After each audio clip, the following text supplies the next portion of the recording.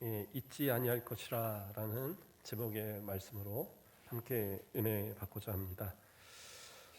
오늘 우리 또 장로님들 기도하시면서 말씀하셨지만 그 서울에서 이태원에서 너무 많은 인파들이 모여서 거의 10대에서 20대 사람들이 외국인도 몇 명 포함해서 지금 아까 뉴스 이제 들어오기 전에 한 번 더 보는데 152명까지 죽었더라고요. 사망자가 새벽만 해도 한 100명, 어제 저녁만 해도 몇십 명 그러더니 계속 늘고 참 안타까운 일입니다. 어떻게 보면 이름도 없는 명절 같은 건데 우리나라 명절도 아니고 또 외국에서도 그냥 아이들 그런 어떤 재미 위주로 하는 그러한 것을 우리나라에 들어와서 코로나로 이제 못 움직이던 분들이 이젠 자유다 하고 이렇게 좀 움직였던 것 같아요. 참 안타까운 일이고 젊은 귀한 그 아이들이 어떻게 보면 부모의 가슴에 대못 박는 건데 우리 딸 보고 너는 좀 그런데 막 사람들 모이는데 이렇게 막 몰려서 가고 그러지 마라 그랬더니 그러면 아무데도 놀러 다니지 말란 얘기야? 그러면서 얘기를 하더라고요. 또 이게 참 그래요. 항상 붙들어 매놓고 살 수는 없고 위에서 어쨌든 그 고통받는 그런 가족들을 위해서 위로하여 기도 부탁드립니다. 자, 오늘 말씀을 시작해 보겠습니다. 잊지 아니할 것이라 하나님께서 이스라엘 백성을 향하여 하시는 말씀입니다. 우리가 이사야서를 지금 새벽에 계속해서 한 석 달 넘게 지금 넉 달째 이렇게 이끌어가고 있어요. 그래서 지금 50장까지 들어갔는데 연말까지 66장을 다 끝내지 못할 것 같고 아마 어느 정도 몇 주 더 지나가지 않을까 생각을 합니다. 그런데 이사야를 이렇게 쭉 읽으면서 참 은혜가 많이 되는 것 같아요. 근데 그 가운데 이 구절이 참 평소에도 좋아하던 구절이지만 진짜 마음에 와서 사실은 오늘 어떤 전도에 대한 이제 설교도를 쭉 시작하려고 마음을 먹었다가 이 말씀에 또 주시는 감동이 있어서 우리 성도들과 함께 한번 우리가 부모로서 또는 자녀로서 어떠한 이 모습으로 우리의 가정에서 신앙의 모습을 보이고 살아가는가, 하나님과 우리의 관계에서는 어떤 모습이 있는가에 대한 부분을 어버이주일이나 어린이주일도 아니지만 좀 그런 내용으로 가지고 오늘 함께 좀 은혜 받고자 합니다.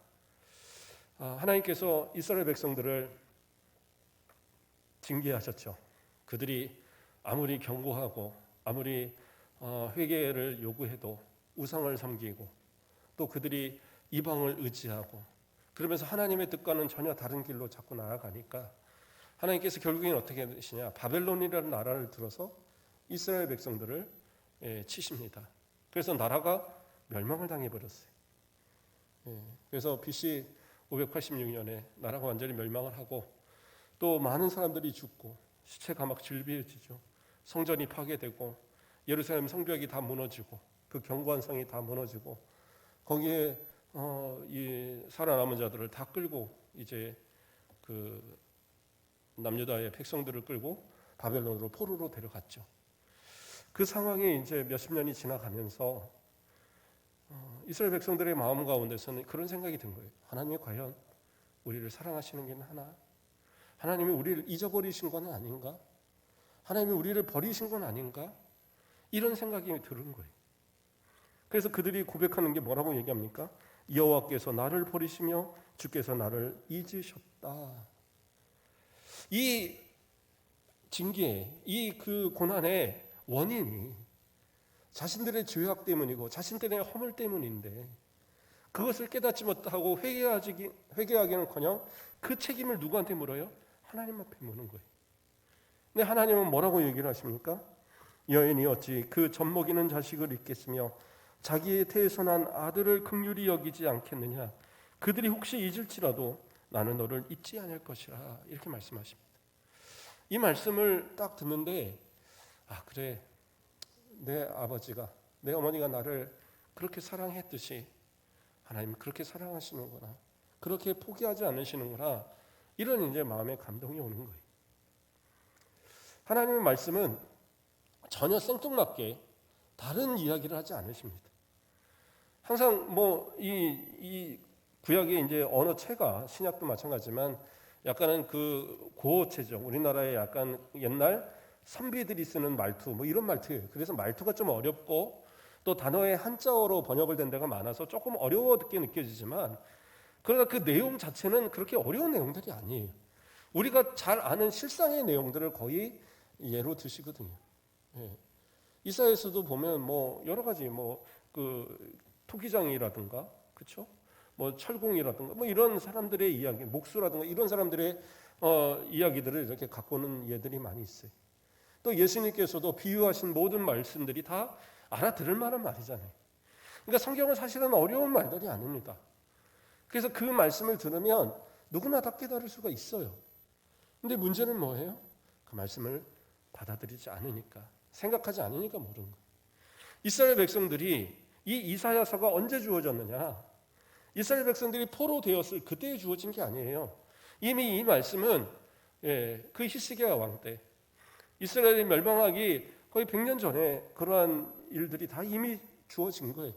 이 예언의 말씀이 또 그들이 포로되었을 그때에도 이미 주어진 말씀인데 하나님의 말씀을 들으면서도 그들이 갖고 있으면서도 그들은 그거는 그냥 옛날 이야기, 그냥 제사장들이나 아는 이야기, 선지자들이나 아는 이야기, 우리하고는 실생활에 관계가 없다라고 생각을 해버린 거예요.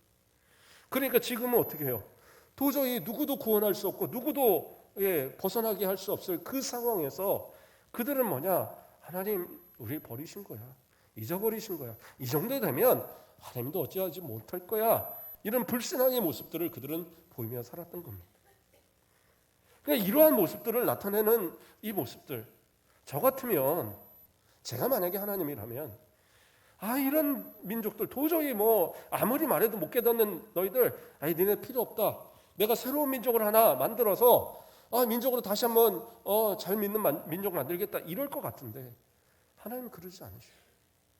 언약의 백성, 하나님이 만드시고 하나님이 조성하신 그 백성들을 포기하지 않으시고 그러면서 말씀하시는 것이 뭐냐? 어린아이를, 젖먹이 아이를 엄마가 포기하는 거 봤냐? 그거 잊어버리는 거 봤냐? 자기 태어나서 난 자식을 부모가 버리는 거 봤냐? 안 그러듯이 나도 그러지 않는다. 혹시 그런 사람이 있을 수 있다 해도 그러나 나는 너희를 잊지 않겠다. 이렇게 말씀하시는 거예요. 자, 이 말씀을 들으면서 우리 성도들은 어떤 생각이 드십니까? 그래, 하나님은 우리를 그렇게 사랑하시지? 이렇게 포기하지 않으시지? 이 고난의 시대에도 이 어려운 때에도 하나님 내 편이시지? 이런 생각이 드십니까? 그러면 정말 잘 받아들이신 거예요. 근데 어떤 분들은 이런 말씀을 들어도 감동이 없다고 그러더라고요. 그래서 왜 감동이 없느냐 물어보니까 나는 아버지 사랑 잘 모르겠습니다. 내 육신의 아버지의 사랑을 잘 모르겠다라는 거예요. 나는 어머니의 사랑도 잘 모르겠습니다. 거의 혼자 자라듯이 했습니다. 이렇게 말하는 사람들이 있어요. 진짜 뭐 고아라서가 아니라 그냥 정상적인 가정에서 자라는데도 불구하고 아버지 사랑, 어머니 사랑은 난 모르겠다라는 거예요. 그러다 보니까 하나님의 사랑도 나는 잘 모르겠다라는 거예요. 물론 요즘 같은데 매스컴을 보면 저 사람들이 진짜 부모인가? 이런 생각이 들 정도로 비정한 부모들이 많이 있죠.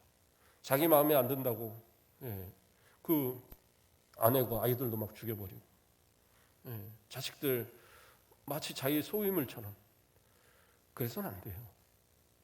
자식들도 다 그 나름대로 하나님께서 택하시고 하나님께서 원하시는 그러한 자녀들이 그것을 내가 좌지우지할 수 있다? 그거는 잘못된 모습입니다. 올바른 그러한 사랑을 가르쳐주고 올바른 신앙을 가르치지 않으면 그 아이들이 방금 말씀드린 그러한 사람들처럼 나중에 커서 내 아버지는 장로고 내 어머니는 권사고 내 아버지는 목사고 내 어머니는 뭐 교회 집사인데 나는 하나님 사랑 모르겠습니다. 내 아버지가 나에게 사랑 준 적 없고 내 어머니가 내게 그런 사랑을 베푼 적이 없습니다. 이렇게 말해버리면 어떡하겠어요? 이게 되게 심각한 얘기예요. 저는 오히려 이러한 입장에서 진짜 하나님이 나를 잊지 않는 거라는 걸 느끼게 하기 위해서도 우리 자녀들을 위한 어떤 교육의 부분들을 우리가 생각해 봐야 되고, 우리 자신도 마찬가지로 그래요. 부모는 나에게 그런 사랑을 못 줬을지라도 하나님은 정말 다르시다는 사실을 우리가 생각해 보자 지금 이 시간 말씀을 전하고 있는 겁니다. 저는 저희 아버지를 참 존경합니다. 제가 누군가가 물어봐서 세상에서 가장 존경하는 사람이 누구냐? 저는 언제나 아버지라고 대답을 했어요. 너의 신앙에 가장 영향을 준 사람이 누구냐? 아버지입니다. 가장 존경하는 인물, 위인들 다 포함해서 누구냐? 아버지입니다. 그러니까 안 믿더라고요, 사람들이.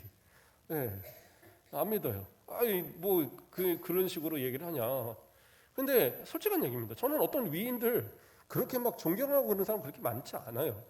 뭐 어려서 위인전을 안 읽어서가 아니라, 뭐 특별하게 아주 그렇게 존경스럽다.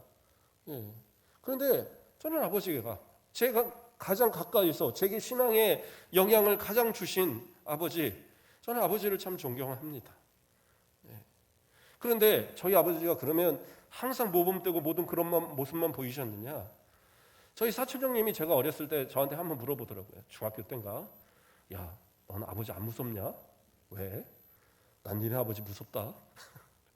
저희 아버지가 저한테도 매를 참 많이 드셨는데, 우리 형제한테 매를 많이 드셨는데, 사촌들까지도 좀 예의에서 벗어나고 이러고 교회 생활 잘 못하고 그러면 불러다가 회초리도 때리시고, 교회에서 떠들고 장난치다 걸리면 막 머리통도 한 대 때리시고, 심지어는 제 친구도 얼마 전인가 저희 집에 한번 놀러 왔다가 저한테 그런 얘기 하더라고요. 나 니네 아버지 어렸을 때 되게 미워했다. 그래서 왜 그러냐 그랬더니 교회에서 소풍을 갔는데 거기서 장난치고 떠들고 막 이러다가 끌려가고 회초리를 맞았다는 거예요, 우리 아버지한테. 야, 설마 우리 아버지가 친구까지 때렸을까 했더니 진짜 때렸다. 그 얘기를 하시는 거예요. 그런데 이제 그 어머니한테 이제 언젠가 얘기를 하니까 그 이제 친구 어머니가 우리가 가장 힘들 때 모세네 아버지가 도와줬어. 너 진짜 자식 같아서 그러시는 거야. 그러니까 마음이 풀렸다는 거예요. 그러니까 그 정도로 하여튼 좀 때리시고 이러는 게 아주 유명하셨던 분인데, 어느 날인가 그날도 제가 뭔가를 잘못했든지 하여튼 좀 매를 맞았던 것 같아요. 근데 잠을 자다가 무심결에 눈을 떴는데, 우리 뭐 단칸방 살 때 정말 가난할 때였거든. 아버지 사업도 안 좋으시고 망하시고 뭐 이런 때였어서. 근데 아버지가 무릎을 꿇고 한쪽 구석에서 기도하시는 거예요. 내가 오늘 우리 아들을 때렸습니다. 하나님 용서해 주세요. 우리 아들 잘 되게 해주세요. 그런 기도를 하고 계신 거예요. 그냥 그 막 큰 소리는 못 내시고 무릎 꿇고. 근데 그 모습이 제가 차마 눈을 뜨고 아버지 나 깨 있어요 이 소리를 못 하겠고 자는 척하면서 그 기도 소리를 듣는데 서운함만 뭐 이런 게 다 그냥 녹아내리더라고. 아버지가 나를 진짜 사랑하는구나. 그러니까 그 다음부터는요, 뭐 혼나는 게 그렇게 뭐 그냥 혼나나 보다. 잘못은 안 해야 되는데 어차피 잘못은 또 하게 되고. 그런데 어느 날인가 아버지가 이제 제가 거의 다 컸을 때죠. 교회 안에서 이제 심야 예배가 그 교회는 있었는데 심야 예배 때 뭐 돌아가면서 간증하는 시간이 있었던 것 같아요.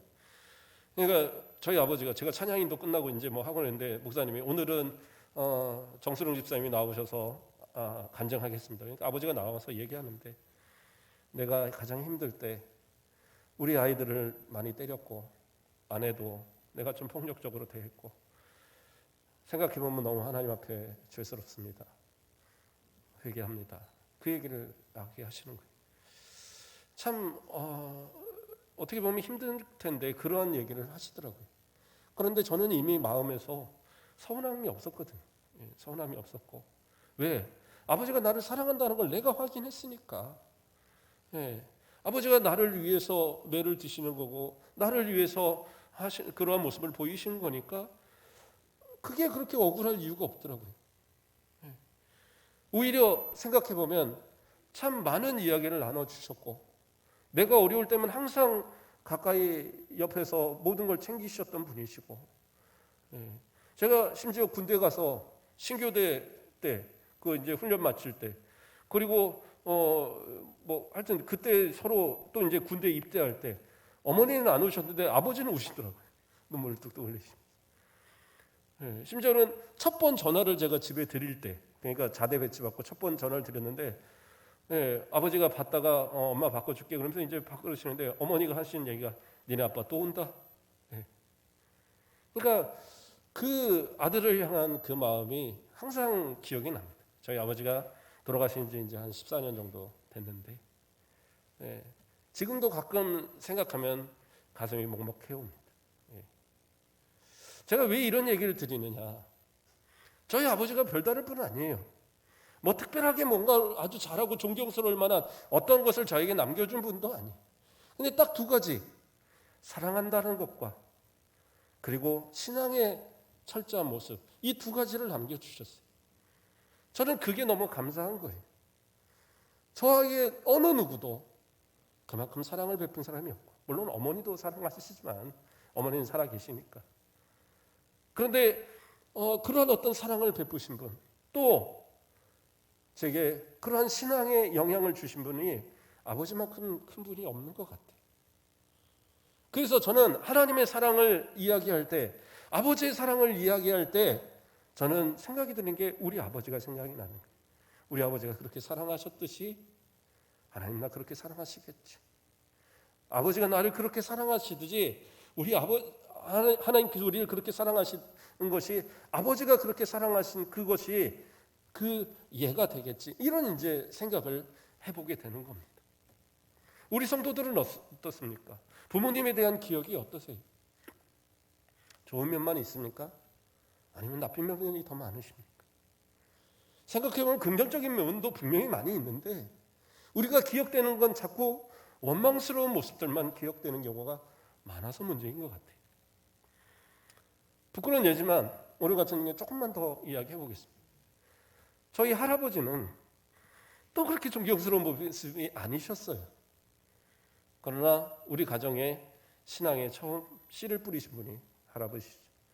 오죽하면 김제가 고향이신데 김제의 그 일가들이 서로 아는 체도 안 할 정도로 그 당시에 교회 다니면 그렇게 하실 때였대요. 그래서 지금은 교회를 거의 다 다니시는데 그때는 그랬어요. 그 정도로 신앙의 핍박을 받으면서도 교회를 다니시고 가정을 신앙으로 이끌었기 때문에 이 목사까지 나오는 거 아니에요. 저도 있지만 제 고모님 아들들도 목사님들이거든요. 지금 담임하고 있는 목사님도 있고. 어쨌든 그러한 신앙의 어떤 열매를 남겨주신 건 분명히 감사한 일인데 개인적으로 그렇게 할아버지가 뭐 이렇게 저한테 잘해 주셨다 뭐 그런 기억이 별로 없어요. 뭐 설날 되면 세뱃돈 주시면 그때 그래도 한 5,000원씩은 주실 텐데 다른 집도 그렇고 뭐 어른들도. 근데 할아버지는 꼭 300원. 300원 주셔요. 그래 놓고는 다 외우라고 그러니까 너 대우군 자손, 풍천공파 너 몇 대 손이냐? 그럼 그거 못 외우면 또 안 줘요 그나마도. 우리 사촌의 큰형님은 저하고 6살 차이 나는데 그때 기억에 한 대학교 막 들어갔을 때인가? 너는 대학생이니까 500원. 하여튼 뭐 그렇게 그러셨어요. 그랬는데 어쨌든 이제 돌아가신 지가 벌써 한 30년 가까이가 되죠. 근데 저희 막내 고모님이 언젠가 이제 공부를 좀 늦게 시작을 하셔서 한 20년 전에 대학을 들어가셨어요. 대학을 공부를 들어가셔서. 근데 대학에 가면 이제 뭐 자기소개서 이런 거 내는 게 가끔 있거든요. 근데 그걸 쓰려고 하니까 이거 도저히 못 쓰겠다는 거예요. 그리고 저한테 전화 온 거예요. 나 이거 소개서 좀 하나 써달라. 네가 나에 대해서 잘 아니까 자기소개서 좀 써달라는 거예요. 그래서 뭐뭐 들어가야 되니까 성장 배경, 부모님과의 관계. 이게 이제 젊은 애들 쓰라는 건데 나이 든 분이 쓰려니까 더 기억도 안 나고 그래서 저한테 부탁을 하는 거예요. 근데 제가 할아버지의 기억을, 좋은 기억을 그나마 막 뽑아서 쓴 거예요. 신앙의 어떤 부분들, 또 때로는 정직하게 피해주지 않고 이렇게 모든 걸 하려고 했던 그런 모습들, 이런 하나하나의 어떤 그런 모습들을, 좋은 것들을 쓰다 보니까 꽤 많이 나오더라고요. 그래도 A4 한 장을 꽉 그렇게 채웠던 것 같아요. 그렇게 해서 보내드렸어요. 고모님이 그 다음 날 저한테 전화 와서 하시는 얘기가 우리 아버지가 나를 그렇게 사랑하는지 네 글을 보고 처음 알았다. 우리 아버지가 이러한 좋은 면을 나에게 많이 남겨주신지를 이제 알았다. 어제 밤새도록 울었다 그러시더라고요. 그러니까 어떻게 보면, 생각해 보면 부모님들이 우리에게 남겨주신 게 참 많은데, 재물이나 뭐 이런 거 말고 내가 좋은 면들, 나에게 있어서 어떤 좋은 면들도 성격적인 면이라든가 모든 뭐 신체적인 면이라든가 모든 그런 부분에서도 많은 걸 남겨주셨음에도 불구하고 때로는 나의 마음에 차지 않는다는 이유로 부모님에 대한 원망 또는 미움 또는 서운함, 그런 것을 마음에 품고 있는 그런 경우들이 많이 있지 않는가. 어느 부모가 자식을 사랑하지 않겠습니까? 다 사랑하고 아끼고 그 부모로서의 그 의무를 다하고자 하지만 때로는 정말 내 힘이 없고 내가 능력이 없어서 못하는 것도 이해를 하셔야 되지 않겠어요? 저희 장모님도 그런 얘기를 하시더라고요.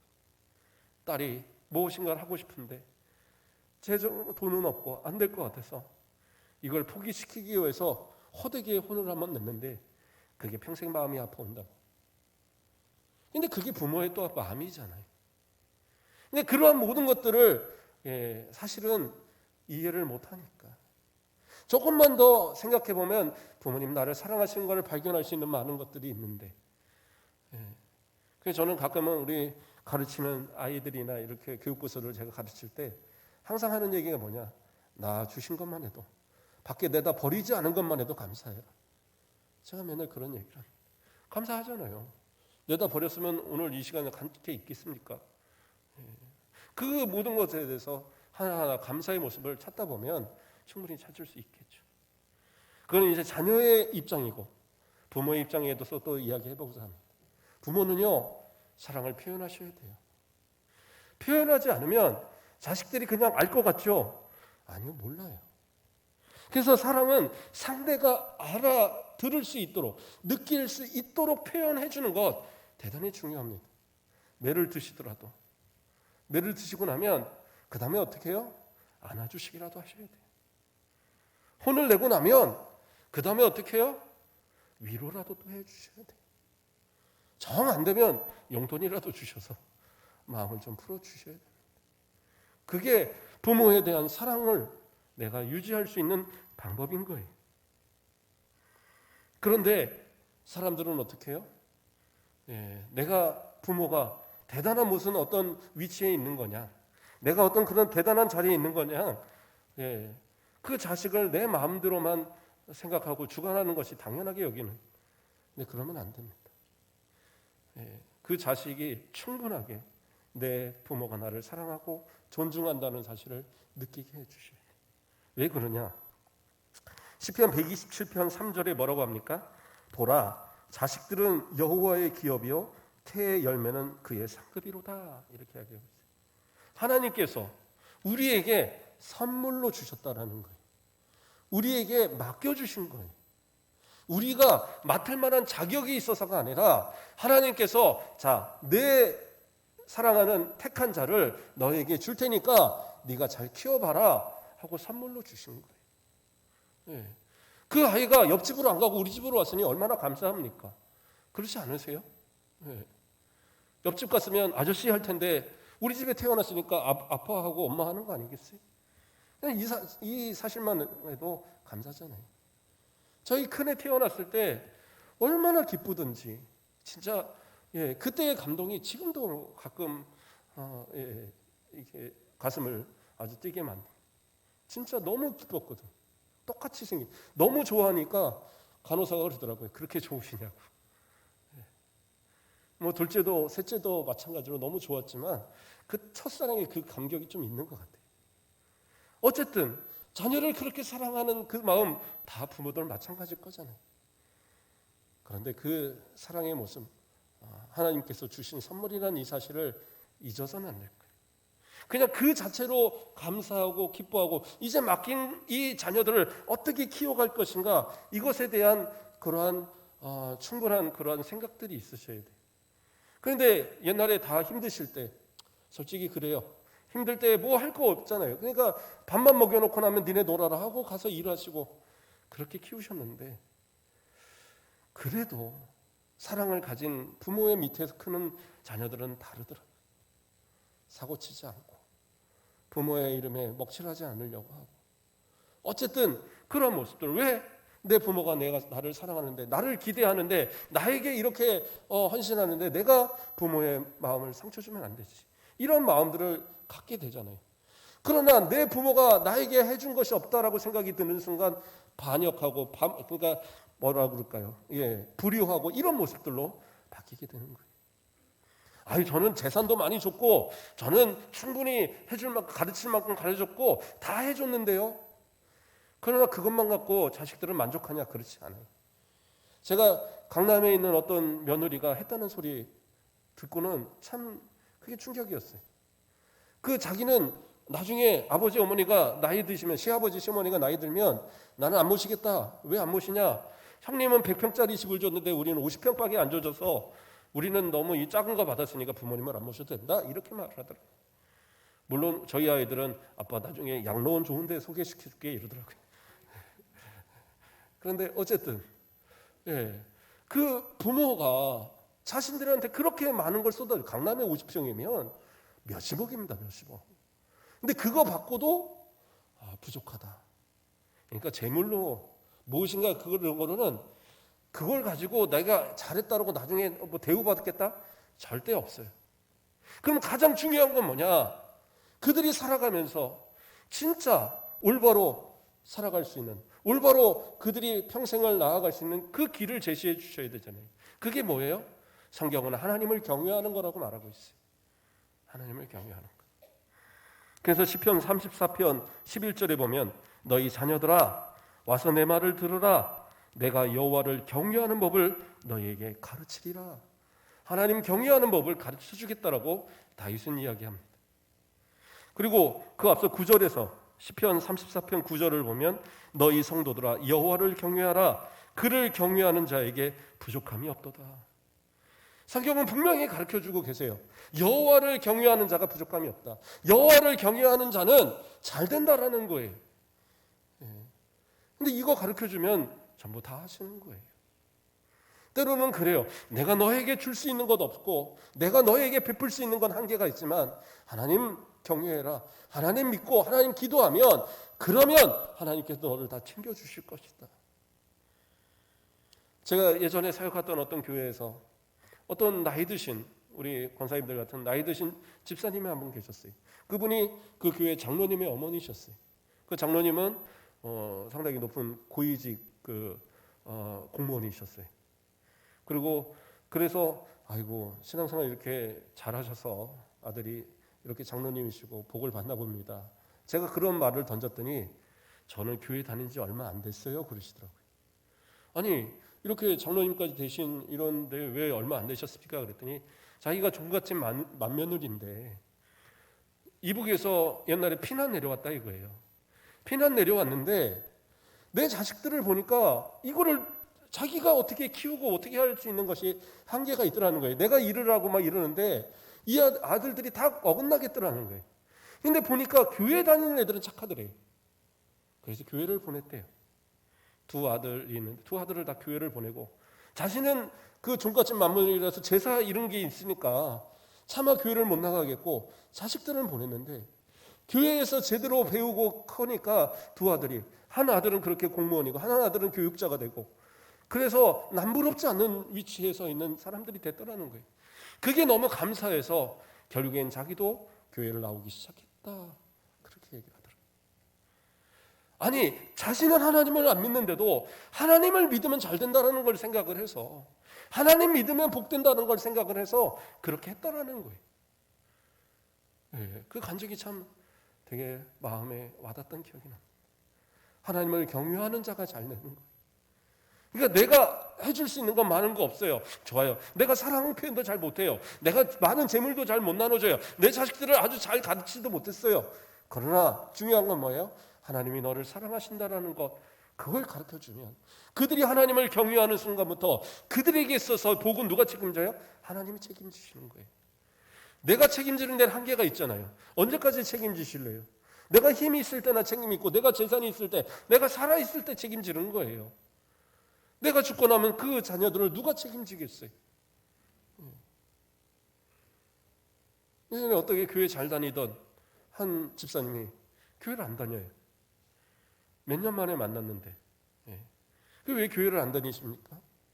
물어봤더니 어린 자식이 크더니 갑자기 나 아버지 제사 드릴래요 그러더라는 거예요.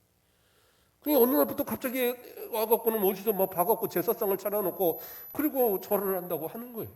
아니 어려서부터 교회 끌고 다닌 아이가 신앙생활을 똑바로 못 가르쳐 놓으니까 아이가 그러더라는 거예요. 그런데 아이가 그러고 있는데 자기 자녀가 그러고 있는데 자기가 교회 못 다니겠더라는 거예요. 그래서 교회를 그만 다녔다. 제가 그 말을 듣고 참 안타까웠어요.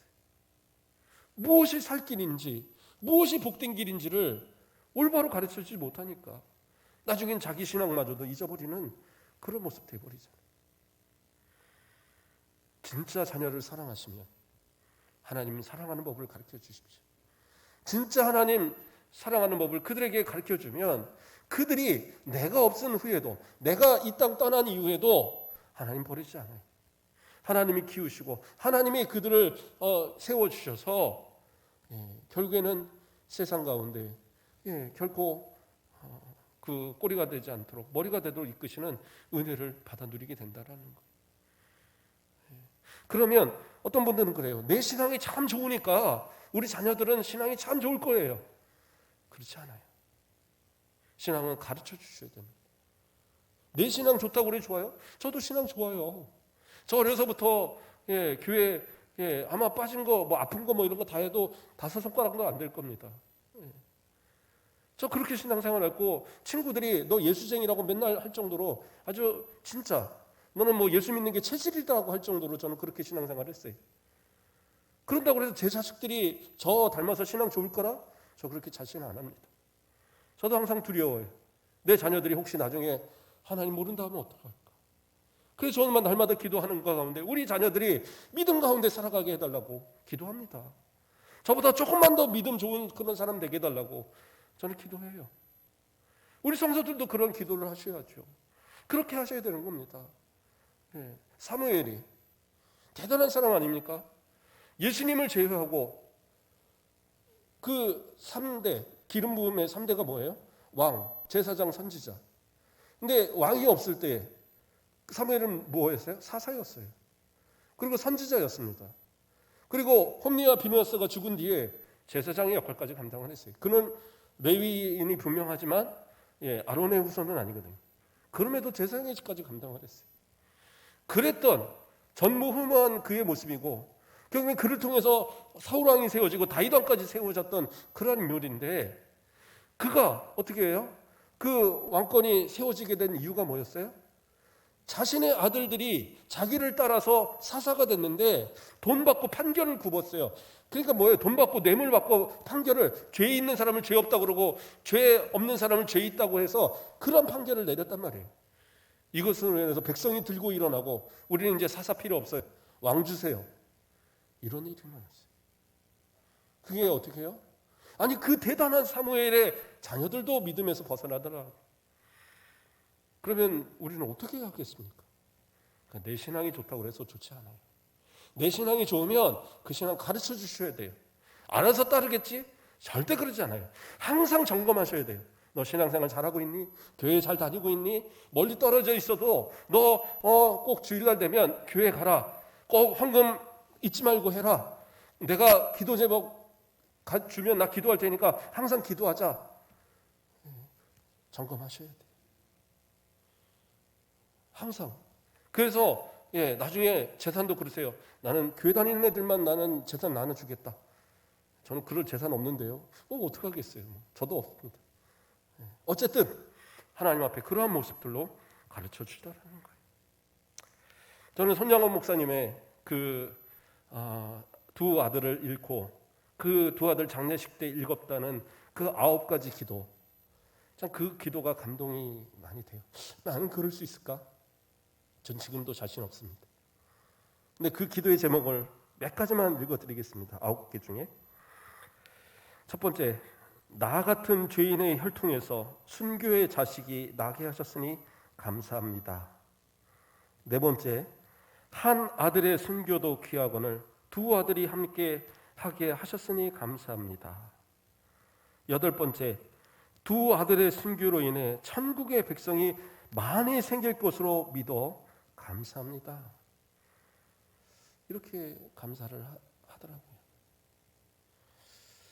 자녀가 아무리 귀해도, 자녀가 아무리 내 전부일지라도 하나님 앞에서는 하나님을 우선으로 생각하는 이 모습, 이게 진짜 신앙의 모습이에요. 그러니까 그 모습을 본 나머지 자식들이 믿음으로 똑바로 사는 거예요. 내가 힘들다고, 내가 어렵다고 하나님 원망 한번 해보세요. 그 자녀들은 돌아오지 않아요. 내가 교회에다 불만하고 불평하고 우리 목사님 어쩌고 우리 장로님들 어쩌고 우리 권사님들 마음에 안 들고 뭐가 마음에 안 들고 뭐가 안 들고 그 몇 마디만 해보세요. 그 아이들 나중에 교회를 싫어하게 됩니다. 자녀들 앞에 진짜 하나님 경외하는 것을 가르쳐 주셔야 되고, 함부로 하나님과 관계된, 신앙과 관계된 것에 대해서 불평하지 마시고, 또 그 자녀들이 내게 우상이 돼갖고 그 자녀가 전부인 것처럼 그렇게 하지 마시고, 욥도 그 자녀들 다 잃어버리고 그가 고백한 게 뭐였어요?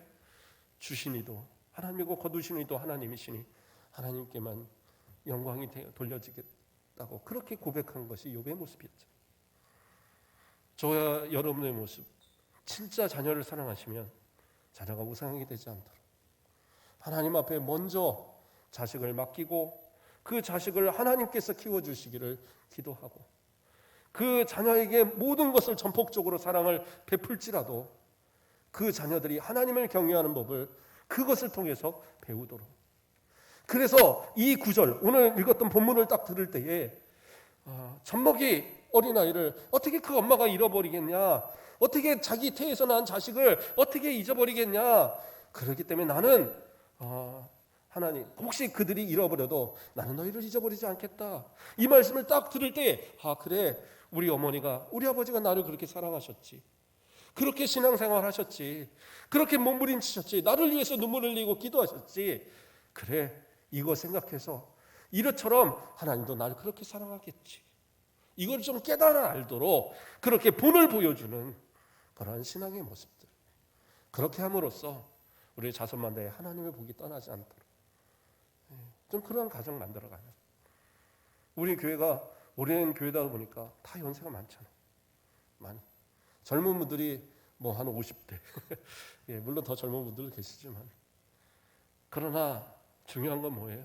그 후손들, 지금도 어떻게 보면 신앙생활 간당간당 하고 있는 그런 이들, 어떻게 보면 어려서 교회 잘 다니다가 지금은 조금 쉬고 있는 그들, 그래도 내 평생 살아있는 동안에 그들 하나님 앞으로 인도하고 그들에게 하나님 사랑 알려주고 그러고 가는 것이 더 복되지 않겠어요? 아무리 수많은 사람들 전도해봐야 내 자식 잃어버리면 무슨 소용이 있겠어요? 아무리 수많은 사람 천국으로 인도해봐야 내 가족 잃어버리면 무슨 소용이 있겠어요? 하나님 앞에 그러한 기도의 제목 가지고, 또 지금부터라도 진짜 사랑한다라는 고백들 서로 많이 하시고, 또 그 자녀들에게 알게 해주시고, 그래서 진짜 하나님 사랑이 우리 가운데 풍성하여지는 우리와 우리의 후손들 되길 주님의 이름으로 축복드립니다. 기도하겠습니다. 사랑의 하나님, 감사를 드립니다. 우리를 사랑하여 주시고 날마다 주의 사랑으로 인도하여 주심을 감사를 드립니다.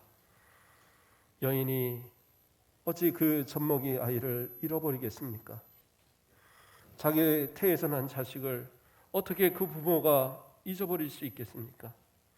그러나 시대가 악함으로 많은 부모들이 자식을 함부로 대하고 잃어버리는 이때에, 그러나 하나님은 결코 우리를 잊지 않으신다 약속하셨사오니 하나님 의지하여 살게 하시고, 우리 하나님 사랑하고 우리 하나님 의지하는 모든 것들을 우리 자손들에게 하나님 경외함을 가르쳐 줄 수 있는 우리의 신앙 되어지도록 인도하여 주시옵소서.